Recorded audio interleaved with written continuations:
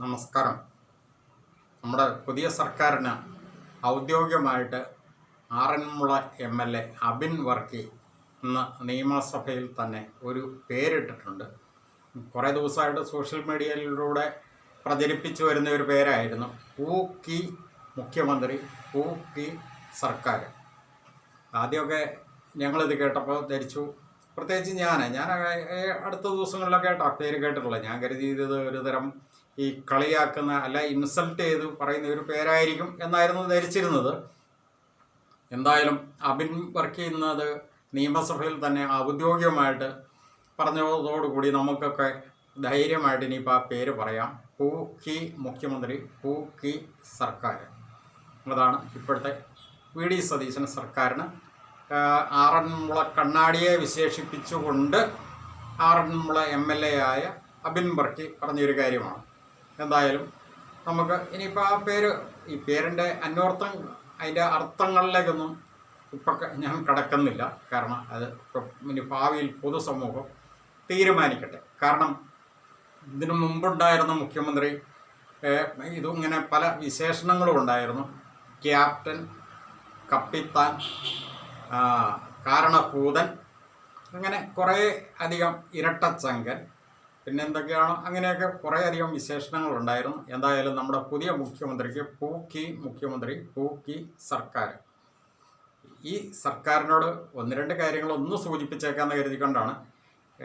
കയറിയിരുന്നേ ഉള്ളൂ, അധികമായില്ല, സ്വാഭാവികമാണ്. പക്ഷേ ഈ പറയുന്ന കാര്യങ്ങൾക്ക് ഒരു കുറച്ചെങ്കിലുമൊക്കെ ഒരു ആനുപാതികം വേണ്ടത് ഇല്ലേ എന്നൊന്ന് ചോദിച്ചു പോകാൻ വേണ്ടിയിട്ടാണ്. പല കാര്യങ്ങളും പറഞ്ഞതിൽ നിന്നും ഒറ്റയടിക്ക് അങ്ങോട്ട് വ്യതിചലിച്ചു കഴിഞ്ഞാൽ എങ്ങനെയാണ്? സ്വാഭാവികമായിട്ട് പ്രതിപക്ഷത്തിരിക്കുമ്പോൾ പല കാര്യങ്ങളും വായും മൂക്കും കണ്ണും നോക്കാതെ എന്തും വിളിച്ചു പറയാം എന്നുള്ള നിലയിൽ പലപ്പോഴും പറയാറുണ്ട്. പൊതുവെ അങ്ങനെ പ്രതിപക്ഷത്തെ പറ്റി ഒരു ആക്ഷേപമുണ്ട്. പക്ഷേ പ്രതിപക്ഷം എന്ന് പറയുന്നത് സർക്കാരിനെ മുന്നോട്ട് കൊണ്ടുപോകാൻ അല്ലെങ്കിൽ പൊതുസമൂഹത്തിനെ മുന്നോട്ട് നയിക്കേണ്ടതിന് തെറ്റുകൾ തിരുത്തിക്കൊടുക്കുന്ന ഒരു ഭാഗമാണ് പ്രതിപക്ഷം എന്ന് പറയുമ്പോൾ. അത് പ്രതിപക്ഷ നേതാവാണെങ്കിലും പ്രതിപക്ഷ നേതാവ് തൊട്ട് പ്രതിപക്ഷ പാർട്ടികളെല്ലാം അതുപോലെ തന്നെ പ്രതിപക്ഷ സ്വരം ഉയർത്തുന്ന പൊതുസമൂഹത്തിൻ്റെ ഭാഗമായിട്ട് നിന്ന് പ്രവർത്തിക്കുന്ന എല്ലാവരും. അപ്പോൾ അതിനകത്ത് ഏറ്റവും തലവൻ എന്ന് പറയുന്ന പ്രതിപക്ഷ നേതാവ് തന്നെയാണ്. അപ്പോൾ പ്രതിപക്ഷ നേതാവ് പറയുന്ന കാര്യങ്ങൾക്ക് കുറച്ചെങ്കിലും ഒരു അന്തസത്ത ഭരണത്തിലേക്ക് വരുമ്പോൾ കാണിക്കേണ്ടതുണ്ട് എന്നുള്ളതാണ് നമ്മളിവിടെ പറഞ്ഞു വെച്ചതിൻ്റെ സാരാംശം. കാരണം അദ്ദേഹം പറഞ്ഞിരുന്ന പല കാര്യങ്ങളും അപ്പാടെ വിഴുങ്ങുന്ന രീതിയിൽ, നമുക്കറിയാം സത്യപ്രതിജ്ഞയുടെ അന്ന് അരമന കയറി ഇറങ്ങിയ കാര്യങ്ങളൊക്കെ, അതുപോലെ തന്നെ രണ്ടാമത്തെ ദിവസം പോലും കൂടെ രണ്ട് മന്ത്രിമാരെ അരമന നിറങ്ങാനായിട്ട് പറഞ്ഞു വിട്ട കാര്യങ്ങളൊക്കെ.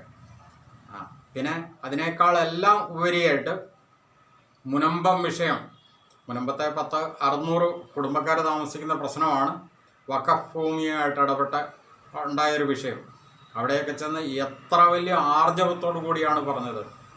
വെറും 10 മിനിറ്റ് വെറും 10 മിനിറ്റ് മാത്രം മതി ഇത് പരിഹരിക്കാൻ ഞങ്ങൾ അധികാരത്തിൽ വന്നാൽ എന്ന് അനേക ആവർത്തി പറഞ്ഞതാണ്. അതും ഈ ജനങ്ങളെ സാക്ഷിയാക്കി ഈ പള്ളിമുറ്റത്ത് നിന്നുകൊണ്ട്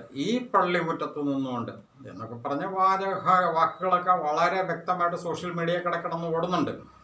ആ പള്ളിയും പള്ളിമുറ്റവും ആ ജനങ്ങളും അവിടുത്തെ ഭൂമി പ്രശ്നവും എല്ലാം ഇപ്പോഴും അതുപോലെ തന്നെ മുനമ്പത്തുണ്ട്. പക്ഷേ ഒരേ ഒരു വ്യക്തി മാത്രമില്ല, അന്ന് ഇത്രയും ആർജവത്തോടു കൂടി പറഞ്ഞ പ്രതിപക്ഷ നേതാവായിരുന്ന VD സതീശൻ മാത്രം ഇന്ന് അവിടെ ഇല്ല എന്നുള്ളത് മാത്രമാണ് ഈ പൊതുസമൂഹം ചൂണ്ടിക്കാണിച്ച കാര്യം.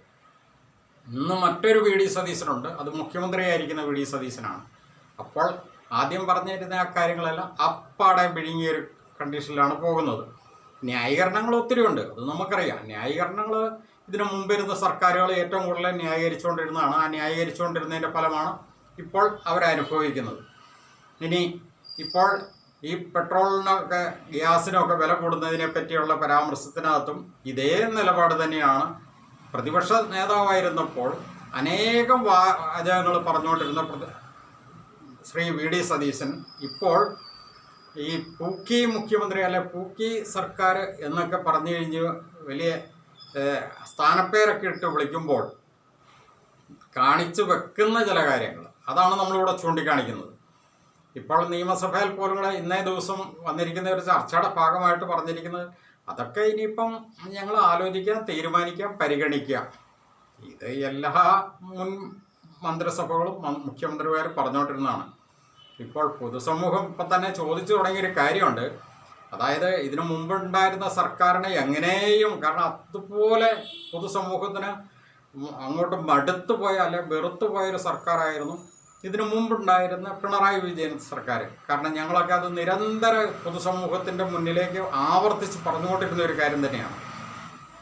അപ്പോൾ ആ സർക്കാരിനെ പൊതുവെ വിളിച്ചുകൊണ്ടിരുന്നത് മുണ്ടുടുത്ത മോദി എന്നായിരുന്നു പൊതുവെ ആക്ഷേപം ചൊരിഞ്ഞുകൊണ്ടിരുന്നത്.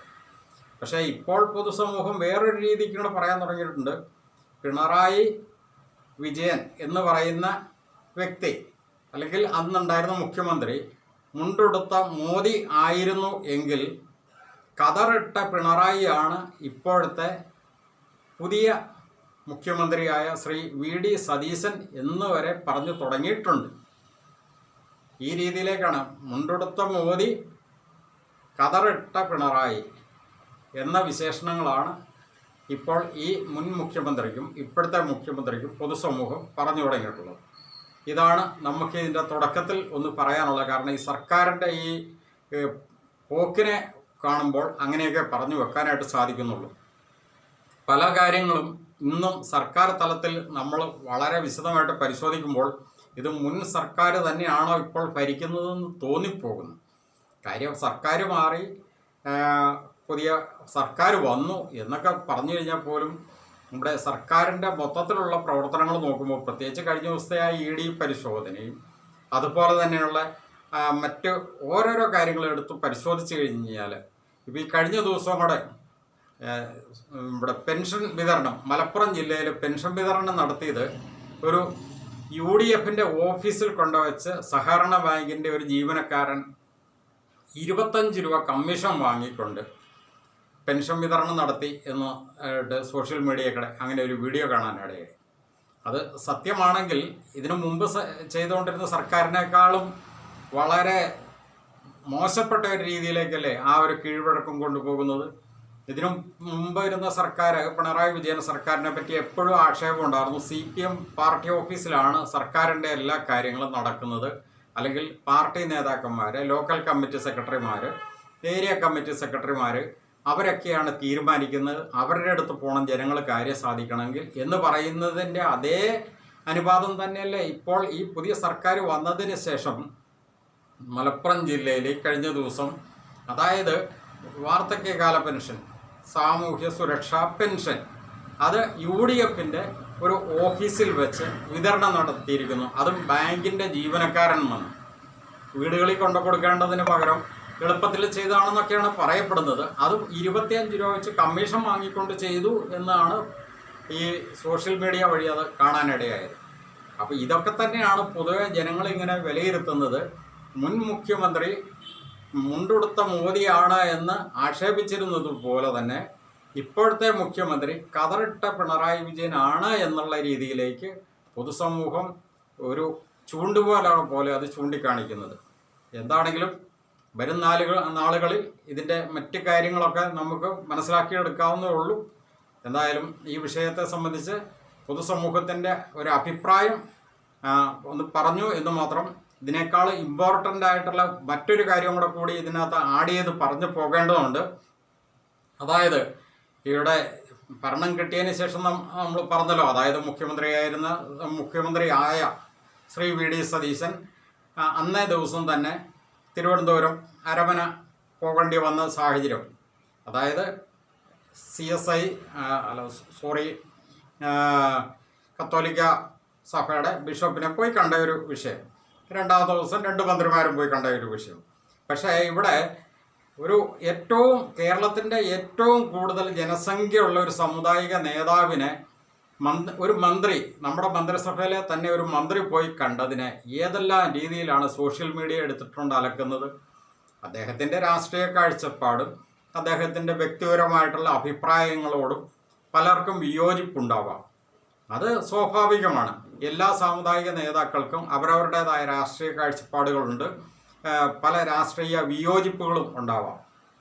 പക്ഷേ ഒരു മന്ത്രിക്കോ അല്ലെങ്കിൽ ഒരു നേതാവിനോ, അത് പ്രത്യേകിച്ച് ഭരണതലത്തിലിരിക്കുന്ന ഒരു നേതാവിന് അവരുടെ സാമുദായിക നേതാവിനെ ഒന്ന് പോയി കാണുന്നതിലോ ആദരിക്കുന്നതിലോ അല്ലെങ്കിൽ അനുഗ്രഹം വാങ്ങുന്നതിലോ എന്താണ് ഇത്ര അപാകതയിരിക്കുന്നത്?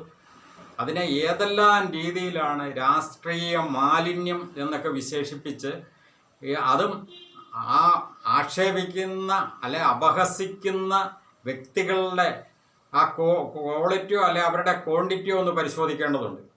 അതായത് ഒരൊറ്റ വിഭാഗത്തിൽ നിന്ന് തന്നെയാണ് ഏറ്റവും കൂടുതൽ ഇങ്ങനെ ആക്ഷേപങ്ങൾ വരുന്നത്. അപ്പോൾ അവരുടെ സാമുദായിക നേതാക്കളെ ഇതേ മന്ത്രിസഭയിലെ മന്ത്രിമാരോ അല്ലെ മുഖ്യമന്ത്രിയോ പോയി അനുഗ്രഹം തേടുന്നതും ആശ്ലേഷിക്കുന്നതും അതേ നാവ് കൊണ്ട് അല്ലെ അതേ ആശയം കൊണ്ട് തന്നെ ആക്ഷേപിക്കേണ്ടതല്ലേ? ഈ കാര്യത്തിനകത്ത് ഇവിടുത്തെ ഈ സർക്കാർ അല്ലെങ്കിൽ ഇപ്പോഴത്തെ പുതിയ മുഖ്യമന്ത്രി എന്തുകൊണ്ടൊരു നിലപാട് പറയുന്നില്ല? ഇതെന്താണ് സോഷ്യൽ മീഡിയ എന്ന് പറഞ്ഞു കഴിഞ്ഞാൽ ഇവിടുത്തെ ജനങ്ങൾ സംസാരിക്കുന്ന ഒരു പ്ലാറ്റ്ഫോമാണ് എന്ന് ഏറ്റവും കൂടുതൽ അറിയാവുന്ന ഒരു മുഖ്യമന്ത്രിയാണ് ഇപ്പോൾ ഇരിക്കുന്നത്. അപ്പോൾ ആ ഒരു സാഹചര്യത്തിൽ ഇത്തരം കാര്യങ്ങളെ എന്തുകൊണ്ട് ഗൗരവത്തിൽ എടുക്കുന്നില്ല? എന്തുകൊണ്ട് ഇത്തരം സംഭാഷണങ്ങൾ നിർത്തണമെന്ന് പറയുന്നില്ല? ഒരൊറ്റ മതവിഭാഗത്തിൽ നിന്നുകൊണ്ട് തന്നെയാണ് ഒരു 90% ഇത്രയും ആക്ഷേപിച്ച് അപഹസിച്ച് വളരെ നികൃഷ്ടമായ രീതിയിൽ താറടിച്ച് കാണിക്കുന്നത്. അതൊരിക്കലും ശരിയല്ലല്ലോ. രാഷ്ട്രീയ സാമുദായിക നേതാക്കന്മാർക്കും വ്യത്യസ്തമായ രാഷ്ട്രീയ കാഴ്ചപ്പാട് ഉണ്ട് എന്നുള്ളത് നമുക്കെല്ലാവർക്കും അറിയാവുന്ന ഒരു കാര്യം തന്നെയാണ്.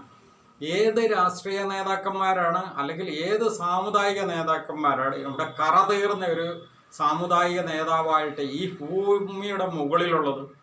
എല്ലാ സാമുദായിക നേതാക്കൾക്കും കുറേയൊക്കെ കുറവുകളും കുറ്റങ്ങളും പ്രശ്നങ്ങളും ഒക്കെ ഉള്ളവർ തന്നെയാണ്.